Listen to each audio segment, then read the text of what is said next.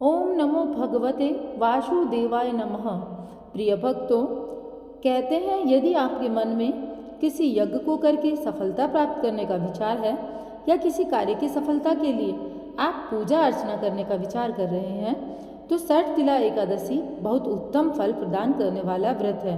क्योंकि शास्त्रों की माने तो सठ तिला एकादशी व्रत की कथा और पूजन करने से मनुष्य को अश्वमेध यज्ञ के बराबर फल मिलता है, ऐसा शास्त्रों में वर्णित है।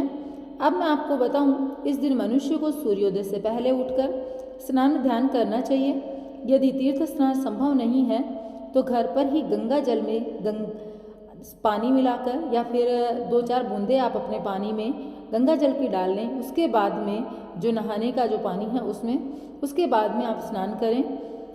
इस दिन एकादशी तिथि का तिल स्नान का महत्व भी बताया गया है, क्योंकि सठ तिला एकादशी व्रत माघ महीने के संयोग में आती है।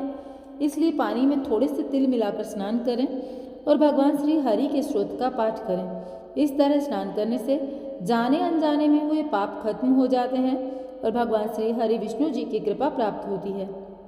सठ तिला एकादशी व्रत पर सूर्य देव की पूजा का भी खास महत्व होता है। सूर्य देव यानी भगवान विष्णु का ही रूप है, इसलिए इन्हें सूर्य नारायण भी कहते हैं। यह नाम भी भगवान विष्णु जी के ही एक नाम है। माघ महीने के स्वामी सूर्य होने से इस दिन उगते हुए सूरज को जल दें और नमस्कार करें। इससे आपके मन और तन में एक ऊर्जा का प्रसार होता है। इसके बाद दिन में श्रद्धा अनुसार जरूरतमंद लोगों को कपड़े या फिर तिल या फिर जल के घड़े या खाने की चीज़ों का दान करें। हो सके तो असहाय लोगों की मदद करें। और सठ तिला एकादशी, जैसा कि आपको नाम से ही प्रतीत होता है, तिल की एकादशी हिंदू पंचांग के अनुसार प्रत्येक माह की 11वीं तिथि को एकादशी पड़ती है। एकादशी भगवान विष्णु को समर्पित तिथि होती है। एक महीने में 2 पक्ष होने के कारण 2 एकादशी होती हैं, एक शुक्ल पक्ष में, दूसरी कृष्ण पक्ष में। इस प्रकार वर्ष में 24 एकादशी हो गई, परंतु अधिक मास की स्थिति में ये 26 हो जाती हैं। अब की बार सठ तिला एकादशी 6 फरवरी 2024 को पड़ रही है। तो सठ तिला एकादशी जो है, इसकी व्रत की कथा और पूजा विधि मैं आप लोगों को बताने वाली हूँ। तो आप लोग पूर्ण ध्यान से सुनिएगा और पूर्ण श्रद्धा भाव के साथ में सुनकर कमेंट बॉक्स में लिखिए ओम नमो भगवते वासुदेवाय नमः। तो चलिए शुरू करते हैं। आप हरिओम नारायण भी लिख सकते हैं। एक समय की बात है, नारद जी ने भगवान श्री विष्णु से प्रश्न किया और भगवान ने जो सठ तिला एकादशी का महात्म्य नारद जी से बताया उसे मैं आज कहता हूँ। भगवान विष्णु ने नारद जी से कहा कि हे नारद, मैं तुम्हें सत्य घटना कहता हूँ, ध्यानपूर्वक सुनो। प्राचीन काल में मृत्युलोक में एक ब्रह्माणी रहती थी। वह सदैव व्रत किया करती थी। एक बार उसने 1 महीने तक व्रत धारण किया, जिससे उसका शरीर अत्यंत क्षीण और दुर्बल हो गया। यद्यपि वह अत्यंत बुद्धिमान थी, फिर भी उसने कभी देवताओं या ब्राह्मणों के निमित्त अन्न व धन का दान नहीं किया। फिर मैंने सोचा कि ब्रह्माणी ने व्रत आदि से अपना शरीर तो शुद्ध कर लिया, परंतु इसे विष्णु लोक तो मिल जाएगा, लेकिन कभी इसने अन्न धन का दान नहीं किया, इससे इसकी तृप्ति नहीं होगी। ऐसा करके भगवान ने मन में विचार किया और भगवान ने ऐसा कहा कि मैं भिखारी के वेश में मृत्युलोक में उस ब्रह्माणी के पास गया और उससे भिक्षा मांगी। तब ब्रह्माणी बोली, महाराज किस लिए आए हो? मैंने कहा, मुझे भिक्षा चाहिए। इस पर उसने एक मिट्टी का ढेला मेरे भिक्षा पात्र में डाल दिया। मैं उसे लेकर स्वर्ग में लौट आया। कुछ समय पश्चात ब्रह्माणी भी शरीर त्याग कर स्वर्ग में आई। उस ब्रह्माणी को मिट्टी का दान करने से स्वर्ग में सुंदर महल मिला, परंतु उसने अपने महल को अन्न आदि सामग्रियों से विहीन पाया, अर्थात उसके घर में अन्न का एक दाना तक न था। घबराकर वह मेरे पास भागती हुई आई और कहने लगी, हे भगवान, मैंने अनेक व्रत किए, आपकी पूजा की, परंतु फिर भी मेरा घर अन्न धन सब वस्तुओं से शून्य है। इसका क्या कारण है? इस पर मैंने कहा, पहले तुम अपने घर जाओ, देव स्त्री आएंगी तुम्हें देखने के लिए। उनसे पहले सठ तिला एकादशी का पुण्य और विधि सुनो और फिर द्वार खोलो। मेरे ऐसे वचन सुनकर वह अपने घर गई। जब देव स्त्री आई, द्वार खोलने को कहा तो ब्रह्माणी बोली, आप मुझे देखने तो आई हैं, पर सठ तिला एकादशी का महात्म्य मुझसे कहो, तभी द्वार खोलूंगी।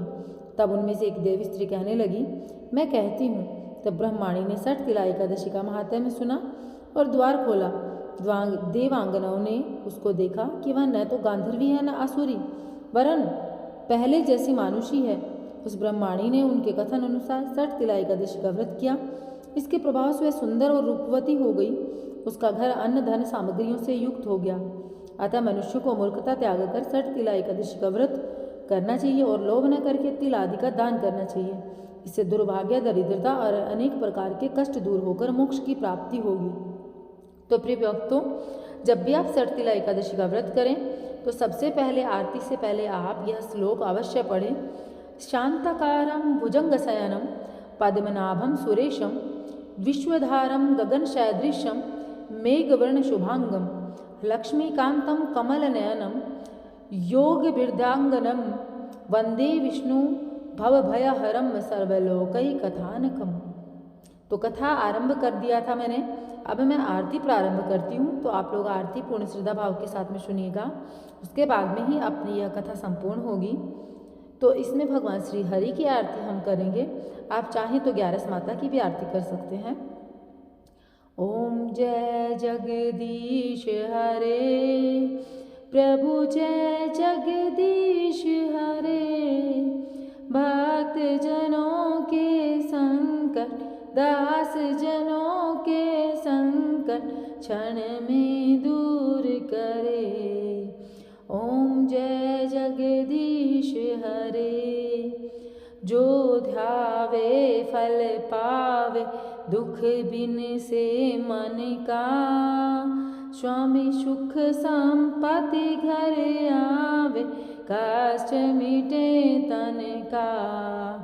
ओम जय जगदीश हरे, मात पिता तुम मेरे, शरण गहूँ मैं किसकी, तुम बिन और न दूजा, प्रभु बिन और न दूजा, आस करूँ मैं जिसकी। ओम जय जगदीश हरे, तुम पूरन परमात्मा, तुम अंतर्यामी, पार ब्रह्म परमेश्वर, तुम सबके स्वामी। ओम जय जगदीश हरे, तुम करुणा के सागर, तुम पालन करता, मैं मूर्ख खल कामी, मैं सेवक तुम स्वामी, कृपा करो भरता। ओम जय जगदीश हरे, तुम हो एक अगोचर, सबके प्राणपति, किस विधि मिलूं दया में, किस विधि मिलूं दया में, तुमको मैं कुमति। ओम जय जगदीश हरे, दीन बंधु दुख हरता, तुम ठाकुर मेरे, अपने हाथ उठाओ, अपने चरण लगाओ, द्वार पड़ा मैं तेरे। ओम जय जगदीश हरे, विषय विकार मिटाओ, पाप हरो देवा, श्रद्धा भक्ति बढ़ाओ, प्रेम भाव बढ़ाओ, संतन की सेवा। ओम जय जगदीश हरे, ओम जय जगदीश हरे, प्रभु जय जगदीश हरे, भक्त जनों के संकट, दास जनों के संकट क्षण में दूर करे। ओम जय जगदीश हरे। तो प्रिय भक्तों, यहाँ पर भगवान श्री हरि की आरती और कथा का समापन होता है। भगवान श्री हरि का जब भी व्रत करें तो ओम नमो भगवते वासुदेवाय नमः इस मंत्र का जाप आप मन ही मन निरंतर करते रहें। भगवान श्री हरि की कृपा आपको अवश्य प्राप्त होगी। भगवान श्री हरि आपके जीवन में सदैव शुभ और मंगल करें, इसी कामना के साथ में इस वीडियो का एंड करते हैं। कमेंट बॉक्स में लिखिएगा हरिओम या फिर नारायण, हरिओम नारायण आप लिख सकते हैं। तो मैं मिलूँगी आप लोगों से एक नए वीडियो के साथ में। चैनल को सब्सक्राइब करें, वीडियो को लाइक करें। जय श्री कृष्णा। राधे।